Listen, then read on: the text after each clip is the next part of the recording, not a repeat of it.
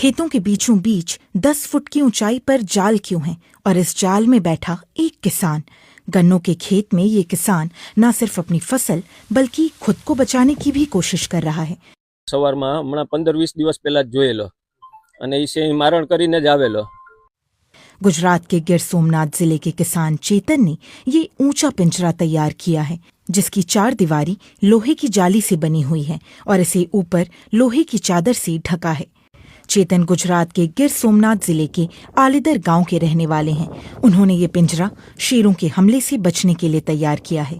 સિંહ છે એ અવારનવાર જોવા મળતા હોય છે, દીપડા પણ ક્યારેક જોવા મળતા હોય છે। એક નક્કી રાખવાનું કે 3-4 દિવસે કે 5 દિવસે એટલામાંથી નીકળશે। તો અમે ઘણી વખત સવારમાં આવીએ અથવા તો સાંજના કે આવ્યા હોય તો સિંહના પગલા ને એવું જોવા મળે છે। 1-2 વખત તો અમે સવારમાં જ્યારે પશુપાલન કરું છું એટલે માલ